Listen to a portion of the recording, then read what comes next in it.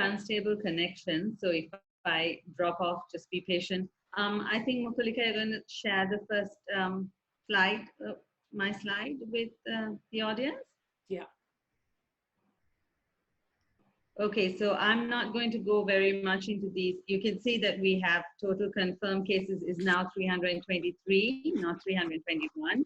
The deaths remain the same, it's 7. Recovered and discharged is fairly high.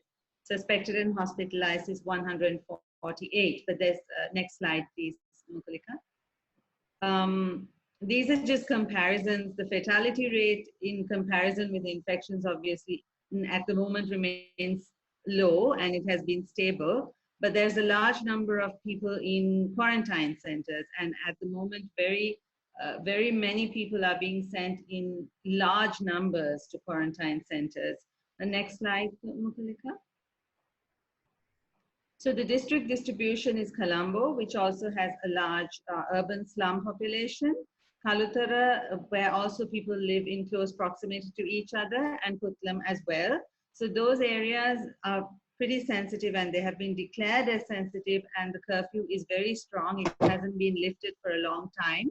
The cases, the way it has been rising, the numbers are a little, the daily, our first case was detected on the 10th of March. I'm done with the slides now, Mukulika. The first case was confirmed on the 1st of March, 10th of March, and since then there's been an average rise of say 10, 12, but the times when we saw a pretty heavy spike was when they did random testing. So testing, like in the rest of the region and probably the rest of the world, has remained a sticking point.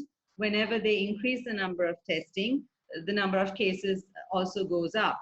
So I don't know how to analyze that, but the problem that doctors have been highlighting is that the asymptomatic cases are very high. And so there are people who are leaving quarantine centers, probably getting exposed to the virus through the quarantine centers to the latter part of their quarantine, and then spreading it on to others. It's going up now. They have increased the number of testing also to, there was 500 done today in one cluster. Sri Lanka has now gone beyond the stage of small clusters. We had very effective contact tracing in the beginning. The military intelligence was deployed, and this is the most elite military intelligence in the country. They were deployed for contact tracing. The police were deployed, the public health inspectors, they all three worked together in order to find the people, interview them, register them, send them off to quarantine centers. And that helped us keep the numbers fairly low, apart from the fact that testing was also low during the first 1 month or so after the first case was discovered. But now what we are seeing is, I think that the College of Community Physicians have said we were in stage 3, which means that it was spreading within villages and families. But today, for this week, for instance, they found a fish vendor who had been exposed to very many other people also in the community. So we might be getting onto the community spread. But the dangerous part is the virus has entered closely spaced, crowded, low-income housing.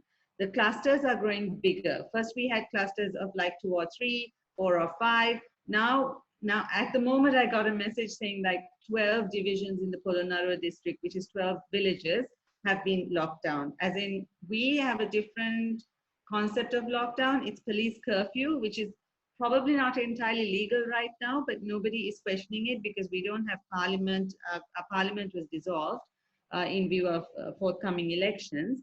12 entire villages, and this is in the rural district of Polonnaruwa. So what we are getting is large numbers of people at one go, almost every day being sent into quarantine centers, or the military moving into villages, shutting them off, registering them, swabbing them, and testing them in ever-growing numbers. In the initial stages of our infection, we were quite good, but I don't understand how it has been spreading, but it has. The period of quarantine has also been extended from 14 to 21 days. That's because people leaving quarantine, we found had the virus, which is what we saw in South Korea as well. Sri Lanka, however, in contrast to most of the other countries of South Asia, has a very strong, widely distributed health system. which includes public health inspectors, and they have been on the ground every single day, visiting households, pasting posters, identifying the area, the houses in which self-isolation is taking place. The military was mobilized very early. A task force was set up very early, where we also had a phone recording that if every time you call somebody, you get a phone recording giving the latest updates of what's going on and how you should protect yourself. Hospitals are still not overwhelmed, and the curfew stopped travel between districts. So which means that our virus is confined to at the moment, 4 sensitive districts. But within the districts, Colombo particularly, it's spreading quite fast. By and large, the public response has been good, but that's also because it's a police curfew, and they basically just arrest you if you don't stay home. Now we have another huge difference compared to the rest of South Asia now, and that is that we are in an election year. We had a change of presidency last November. He won quite big, President Gotabaya Rajapaksa, and he was hoping for a 2/3 majority in parliament when this virus struck. So in addition to all the health and economic pressures that are on their minds, it's the question of elections and when can they get it out of the way so that they have a large enough majority riding on from the popularity they had in November. And they're not seeing that because they were supposed to have it on April 26th. The government did not decide to postpone it. The Elections Commission stepped in. Then there was a battle of words, and the Elections Commission now has fixed elections for June 20th. And we're going to be spending 6 billion rupees on an election when it would seem from the numbers that our virus is going to be needing that money towards that part of the year. So the economic considerations, I'll go through this very quickly. There's a one-off payment of 5,000 rupees to hundreds of thousands of low-income families, and the government is hoping to spend a total of 24 billion rupees on that.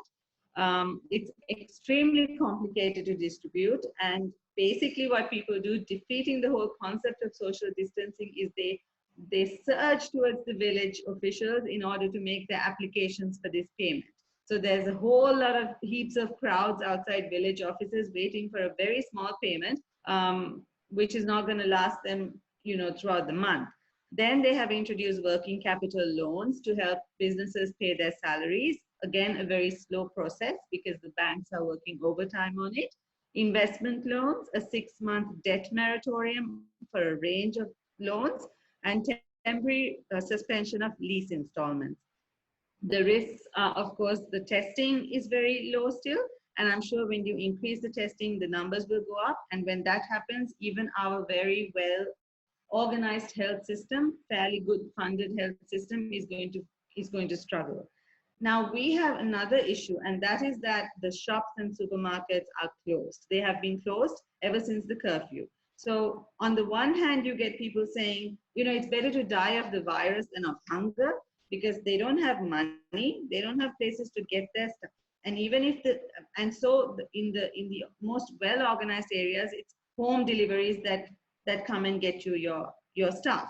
And that is how this fish vendor went from house to house with this infection.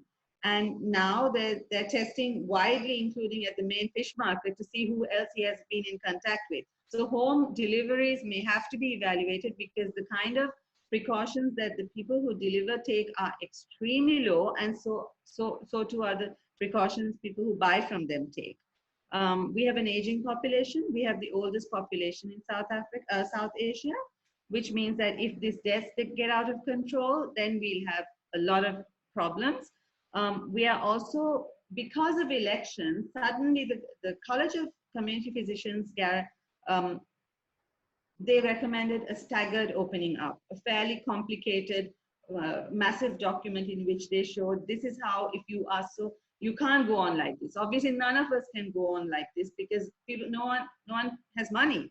So if you want to open up, this is how to do it. But the government had elections on their mind. So they basically said from Monday, that was this Monday, we're opening up.